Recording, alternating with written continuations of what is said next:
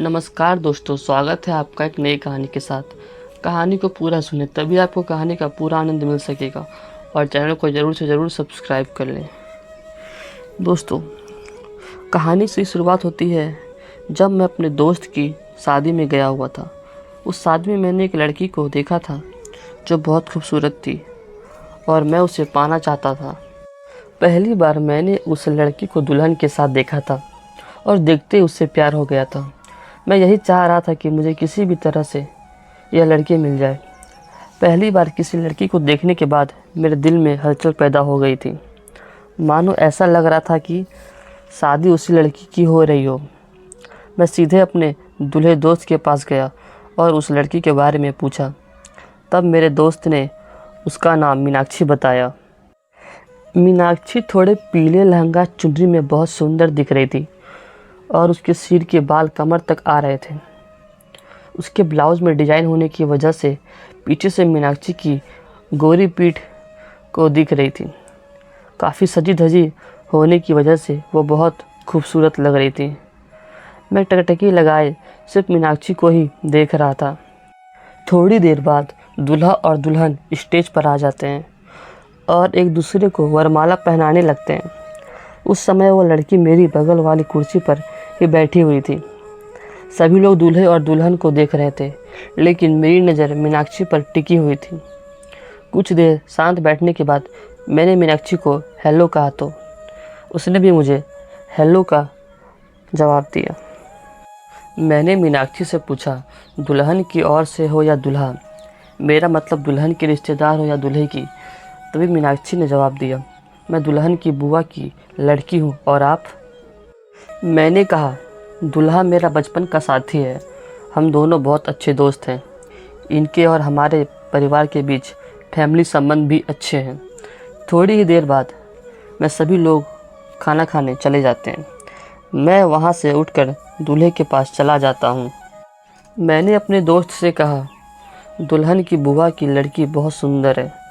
मुझे ऐसा लगता है कि मैं पहली नज़र में ही उसे प्यार करने लगा हूँ। अगर आपकी मेहरबानी हो जाए तो मेरा प्यार भी एक दिन शादी तक ज़रूर पहुँच जाएगा। तभी मेरा दूल्हा दोस्त जवाब देता है, थोड़ी देर के लिए शांत रहना, मैं तेरे काम कर दूँगा। मैं दूल्हे के पास ही बैठा हुआ था। तभी वो लड़की दुल्हन के पास आकर मीनाक्षी को पास में बैठा देखकर मुझसे रहा नहीं गया और मैं उसकी ओर देखकर मुस्कुराने लगा। मुझे लग रहा था कि मीनाक्षी मेरे प्यार में ज़रूर गिरेगी। मीनाक्षी भी मुझे देख रही थी। तभी मैं उसे इशारे में अपने मोबाइल नंबर देने की कोशिश करता हूँ, लेकिन वो समझ नहीं पाती है। मैंने इशारे से मीनाक्षी को पास वाले कमरे में आने के लिए कहा और वहाँ से उठकर चला गया। थोड़ी देर बाद वो कमरे के अंदर पहुँच जाती है। मैंने अपने पर्स में मोबाइल नंबर की पर्ची निकाल कर मीनाक्षी के हाथ में जमा कर दी। कहा, अगर अच्छा लगता हूँ तो कॉल ज़रूर कर लेना। मीनाक्षी मुझसे कहती है। उससे पहले ही मैं वहाँ से निकल गया। शादी का फंक्शन लगभग ख़त्म हो चुका था। सब लोग अपने अपने घर जा रहे थे, लेकिन मेरा दिल मीनाक्षी को छोड़कर जाने के लिए नहीं कर रहा था। काफ़ी देर हो गए थे। लगभग सभी लोग चले गए थे। मीनाक्षी भी मुझे नज़र नहीं आ रही थी। उसके बाद मैंने अपने बाइक स्टार्ट की और वहाँ से घर के लिए रवाना हो गया। कई दिन गुजर गए, लेकिन मीनाक्षी ने मुझे एक बार भी कॉल नहीं किया था। मैं सोच रहा था कि शायद वो किसी और से प्यार करती है, इसलिए उसने मुझे एक बार भी कॉल नहीं किया। एक दिन मुझे पता चला कि हमारे ऊपर वाले फ्लैट में नई फैमिली रहने के लिए आई है। मैं नीचे पार्किंग में खड़ा हुआ था। तभी मैंने एक आदमी को देखा और सोचने लगा कि इसे मैंने पहले ही कहीं देखा है, लेकिन याद नहीं आ रहा था। 2-3 दिन उस आदमी से मेरा आमना सामना होता रहा, लेकिन उसे पहचानने में मुश्किल हो रही थी। थोड़ी देर बाद मेरा दोस्त मुझे कॉल करके बताता है कि मैं तुम्हारी भाभी के साथ घर आने वाला हूँ। दोस्त के आने की खुशी में गेट पर ही खड़ा हुआ था।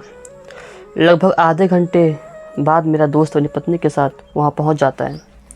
मैं अपने दोस्त को अंदर ले गया और बातचीत करने लगा। बातचीत के दौरान पत्नी ने बताया कि उसकी बुआ जी ऊपर वाले फ्लैट में रहती है। इतना कहने के बाद मुझे समझ आया कि उस आदमी को मैंने इनकी शादी में देखा था। कुछ देर बातचीत करने के बाद हम तीनों ऊपर वाले फ्लैट पर चले गए। मैंने दरवाज़ा का बेल बजाया और थोड़ी देर बाद दरवाज़ा खुलता है तो मैं देखता हूँ कि घर के अंदर मीनाक्षी खड़ी हुई थी। मीनाक्षी को अंदर देखकर मुझे यकीन नहीं हो रहा था कि इनका परिवार हमारे ऊपर वाले फ्लैट में रहते हैं। काफ़ी देर हमारे बीच बातचीत चलती रही। तब मेरे दोस्त ने मेरे बारे में भी उनको सब कुछ बता दिया था। धीरे धीरे मीनाक्षी के परिवार और हमारे परिवार के बीच काफ़ी अच्छे संबंध बन गए। मीनाक्षी और मेरी बहन दोनों अच्छी दोस्त बन गई, इसलिए उनका हमारे घर आना और मेरी माँ का उनके घर जाना कॉमन हो गया था। धीरे धीरे मैं भी मीनाक्षी के घर आने जाने लगा। मेरी माँ और मीनाक्षी की माँ के बीच काफ़ी जमती थी। जब भी हमारे घर में कुछ नया बनता था हम उनके घर ज़रूर पहुँच आते थे। एक दिन मेरी माँ ने मीठी खीर बनाई थी। तब मेरी माँ ने मुझे मीनाक्षी के घर खीर देने के लिए बोला, तो मैं वो देने के लिए मीनाक्षी के घर चला गया। मैं बाहर खड़ा होकर दरवाजे की बेल बजा रहा था, लेकिन कोई दरवाज़ा नहीं खोल रहा था। 3-4 बार बेल बजाने के बाद मीनाक्षी ने दरवाज़ा खोला। मैंने खीर का बर्तन मैंने आपसे को दे दिया। उसके बाद मैंने पूछा, घर पर कोई नहीं है क्या? कहाँ गए हैं सब लोग? उस समय मैंने मीनाक्षी को देखा तो देखता ही रह गया, क्योंकि वो नहाकर बाहर निकली ही थी। उस समय उसने लोअर तथा पीले रंग का टी शर्ट पहना हुआ था। वह मुझे बहुत खूबसूरत लग रही थी। मुझसे रहा नहीं गया और मैंने कह दिया, आज तो बहुत सुंदर लग रही हो। तभी मीनाक्षी ने कहा, क्या शादी वाले दिन से भी अधिक सुंदर लग रही हूँ? मैंने कहा, यह पीली टी शर्ट आपके चेहरे की शोभा बढ़ा रही है। तभी मैंने फिर से कहा, आपने आज तक मेरी उस बात का जवाब नहीं दिया और ना ही मुझे कॉल करके बताया। मीनाक्षी, उस दिन आपके मोबाइल नंबर कहीं गिर गए थे, जिसकी वजह से मैं तुम्हें कॉल नहीं कर पाई थी। मैं तो इसका मतलब ये हुआ कि तुम भी मुझसे प्यार करती हो। तभी मीनाक्षी मुझसे कहती है कि पागल, मैं तुम्हें पहली बार शादी में देखा था, तब से ही पसंद करने लग गई थी, लेकिन तुमसे दोबारा मुलाकात नहीं हो पाई। काफ़ी देर बातचीत करने के बाद मैं नीचे आ गया। मैं अपने घर में बैठकर मोबाइल में पबजी खेल रहा था। तभी मीनाक्षी भी वहाँ आ जाती है। मेरी माँ ने मुझे सामान की लिस्ट दी और कहा, विवेक तुम बाज़ार चले जाना और जो लिस्ट में दी है वो सामान लेकर आ जाना। मैं पार्किंग से गाड़ी निकाल रहा था। तभी मीनाक्षी भी आ जाती है और मेरे साथ बाज़ार जाने के लिए कहती है। मैंने मीनाक्षी को गाड़ी पर बैठने के लिए कहा और हम दोनों वहाँ से बाज़ार के लिए निकल गए। सबसे पहले हम दोनों एक रेस्टोरेंट पहुँचे और कॉफ़ी पीते हुए अपने प्यार की शुरुआत की। उसके बाद घर का सारा सामान लेकर वापस आ गए। मीनाक्षी मेरे पीछे बैठी हुई थी और वो मुझे गुदगुदी कर रही थी। मैंने घर से थोड़ी दूर मीनाक्षी को उतरने के लिए कहा। मेरे कहने पर मेरे बाइक से उतर गई।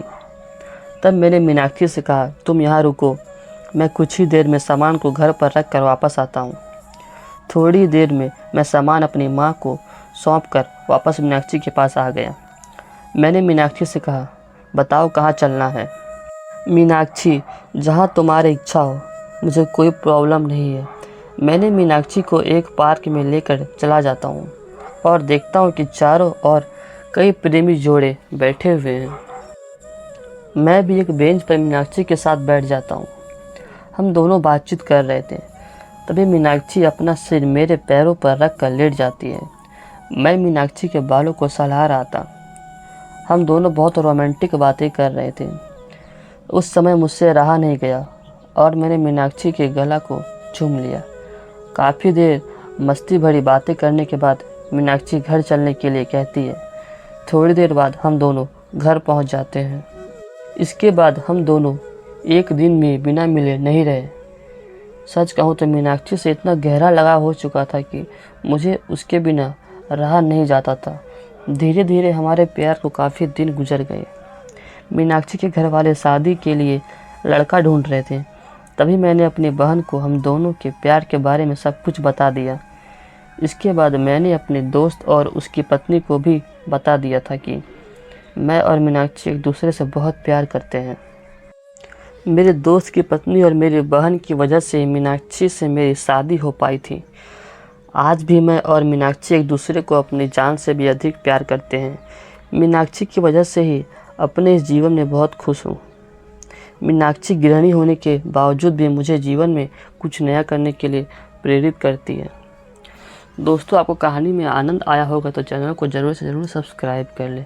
तब तक के लिए धन्यवाद। जय हिंद, जय भारत।